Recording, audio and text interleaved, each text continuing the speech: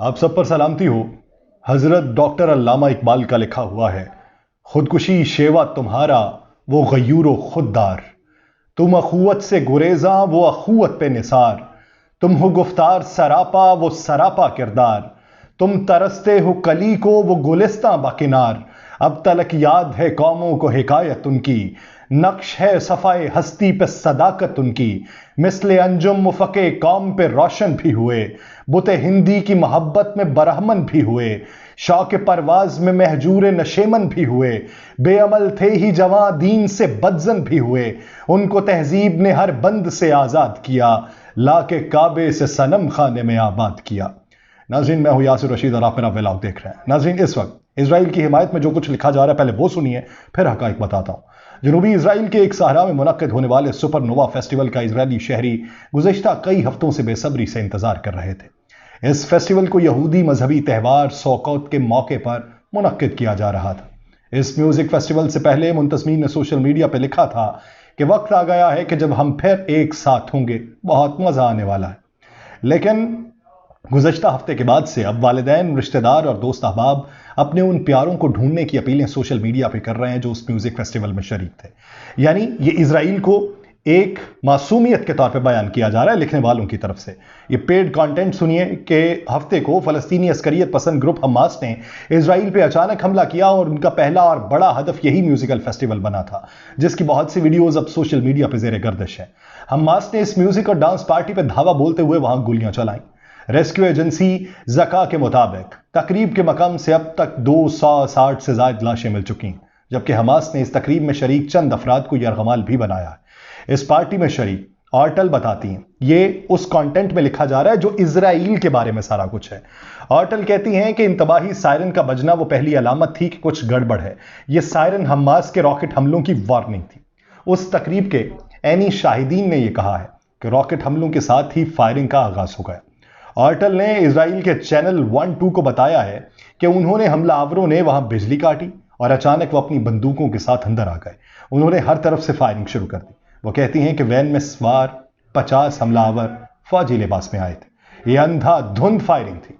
हम ऐसे लम्हे पर आन पहुंचे जब हमने सब गाड़ियां रोक दी और पैदल ही भागना शुरू कर दिया।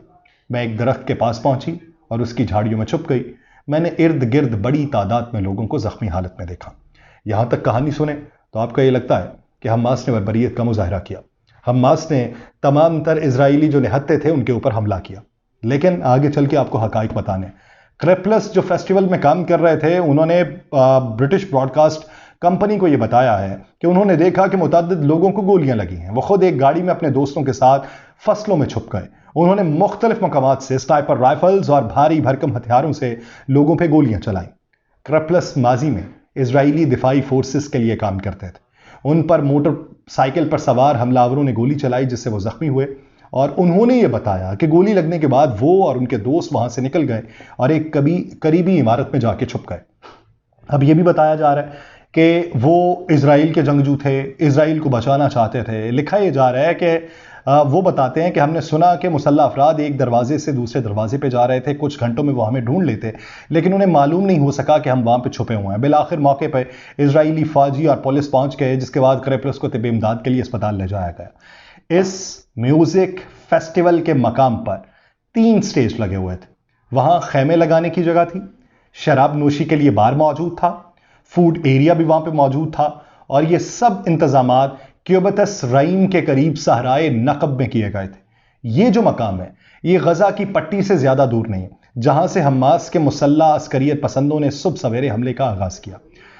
वो जो कहा जा रहा है कि सोए हुओं पे हमला किया, ये जो इधर म्यूजिक फेस्टिवल जारी था ये रात भर वहां पे था।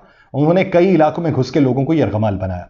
एस्थर ब्रोचॉफ ने जो उनके एक सहाफ़ी हैं, वो कहते हैं कि वो गाड़ी चला रही थी जब एक दूसरी गाड़ी उन्होंने टक्कर मारी और उन्होंने देखा कि एक नौजवान शख्स उस गाड़ी को चला रहा था जिसे करीब से गोली मारी गई थी। एस्थर कहती हैं कि इजरायली फौज के आने तक वो किसी लाश की तरह जमीन पर पड़ी नहीं, मैं अपनी टांगें नहीं हिला सकती थी। उसके बाद फौजी आए और हमें अपने साथ ले गए।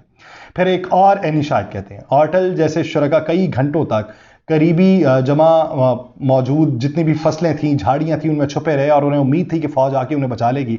वो कहते हैं कि अपना फोन म्यूट पे लगाया हुआ था और फसलों में रींगने लगे, ऊपर आग बरस रही थी। एक और اینی شاہد ہیں، وہ یہ کہتے ہیں، جن کا نام گل یاسکوفچ ہے، انہوں نے کہا کہ وہ نارنگی کے باغات میں چھپ گئی تھیں، وہ ایک درخت سے دوسرے درخت جا کے فائرنگ کرتے تھے اور انہوں نے دیکھا کہ لوگ آس پاس مر رہے تھے، میں چپ رہی، میں روئی نہیں، میں نے کچھ بھی نہ کیا، اور پھر 3 گھنٹوں کے بعد انہیں اسرائیلی فوجیوں کی آواز آئی اور خود کو انہوں نے محفوظ کرنے کے لیے بھاگنا شروع کر دیا۔ ایک اور اینی شاہد ہیں، انہوں نے کہا کہ یہ 4-5 گھنٹے کی ڈراؤنی فلم تھی، ہم احمقوں کی طرح بھاگتے رہے اور یہ پاگل پن تھا۔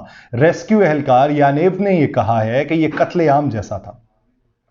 آپ کہتے ہیں یہ قتل عام جیسا تھا۔ پوری دنیا میں اس وقت جتنا بھی یورپی میڈیا ہے وہ اسے یہی بتا رہا ہے کہ حماس کی جانب سے بربریت کی گئی اور نہتے لوگوں کے اوپر حملہ کیا گیا۔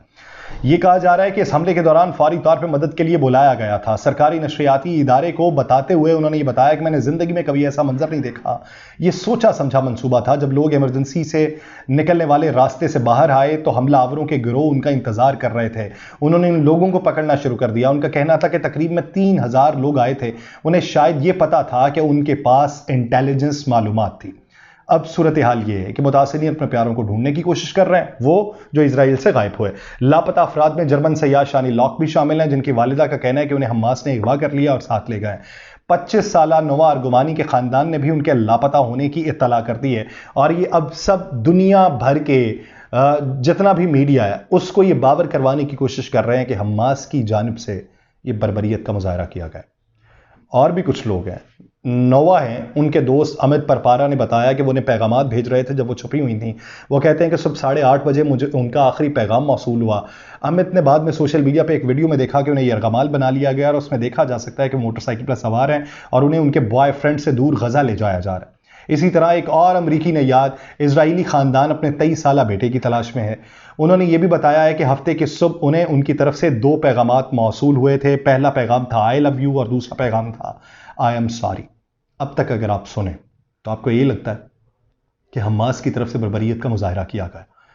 اب تک یہی لگتا ہے کہ نہتے لوگوں کے اوپر ظلم و ستم کیا جا رہا ہے۔ اب تک یہی لگتا ہے کہ رات کی تاریکی میں انہوں نے حملے کیے ہیں۔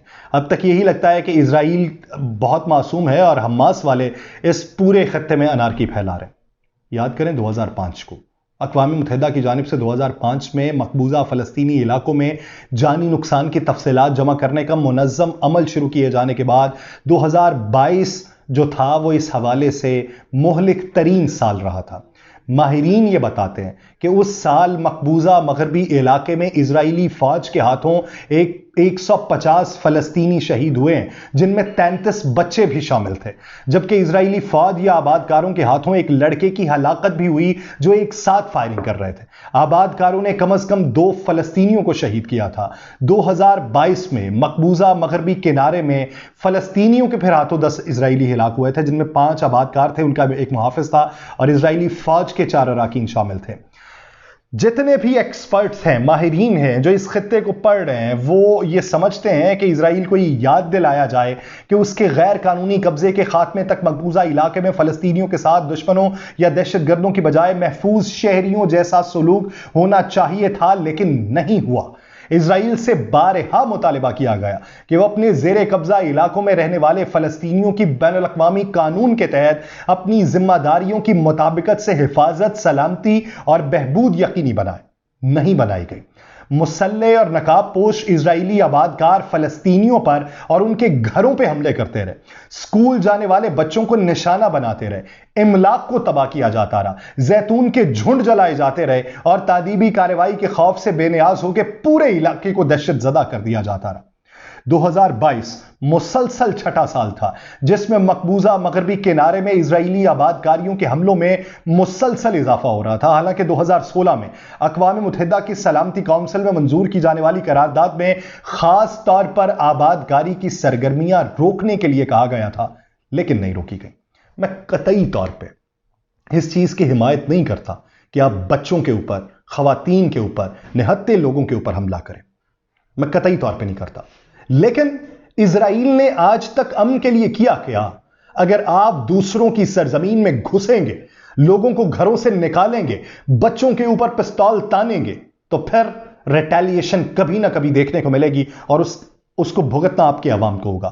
حماس کے ترجمان خالد قدومی نے کہا ہے کہ جب تک مسجد اقصیٰ کی بے حرمتی ختم نہ ہو جائے اور جب تک اسرائیل ہمارے مطالبات تسلیم نہیں کرتا، ہم کیسے معاہدہ کر لیں؟ حماس کے ترجمان کی جانب سے تازہ جاری بیان میں کہا گیا کہ عالمی برادری نے اسرائیلی مظالم کے خلاف ہمارا ساتھ نہیں دیا. دنیا اب ہوش میں آئی ہے جب اسرائیل کا نقصان ہو چکا ہے. وہ ترجمان کا یہ بھی کہنا ہے کہ ہم اپنی آزادی کے لیے جد و جہد کر رہے ہیں اور ہم نے اسرائیل کے جرائم سے دنیا کو بارہا آگاہ کرنا چاہا. القسام بریگیڈ کے مطابق سینکڑوں اسرائیلی فوجی اس وقت حراست میں ہیں. ترجمان حماس خالد قدومی کا کہنا ہے کہ معاہدہ کرنا ہوتا تو ہم 70 سال میں پہلے ہی کر لیتے. جب تک مسجد اقصی کی بے حرمتی ختم نہ ہو جائے اور جب تک اسرائیل ہمارے مطالبات تسلیم نہیں کرتا ہم کیسے معاہدہ کر لیں. وہ کہتے ہیں کہ مقبوضہ علاقوں میں 22 مقامات پر ہم جد و جہد کر رہے ہیں اور ابھی اسرائیلی حراست کی تعداد نہیں بتا سکتے کہ کتنے اپنے حراست میں لیے ہوئے ہیں. بات یہ اگر کوئی بیٹھ کے یہ کہے کہ یہ بچے، یہ بوڑھے، یہ نہتی عورتیں، ان کا کیا قصور تھا جنہیں حماس نے مارا، تو یہ بتائیے کہ اسرائیلی فوج کیا. میں ڈیفینڈ نہیں کر رہا، لیکن اس کا جواب اگر اقوام عالم دینا چاہے تو دے کہ جس طریقے سے اسرائیلی فوج نے فلسطینیوں پر حملے کیے، جس طریقے سے مسجد اقصی میں نماز ادا کرتے وقت لوگوں کو شہید کیا گیا، بچوں کے اوپر پستول تانی گئی، بچوں کے اوپر رائفلز تانی گئی، بچوں کو ہراساں کیا گیا، بچوں کو اٹھایا جاتا رہا، بچوں کو مار دیا جاتا رہا اور پھر بچوں کے سامنے ان کے والدین کو مارا جاتا رہا اور وہ ان کے سینے پہ بیٹھ کے روتے رہے. ان کی آہیں بھی تو لگنی تھی، اور وہ آہیں جس صورت میں لگی، یہ چنگاری جو چلی ہے، یہ کس کس کو لپیٹ میں لے گی، وقت بتائے گا. مجھے دیجیے اجازت. اللہ نے کے بعد.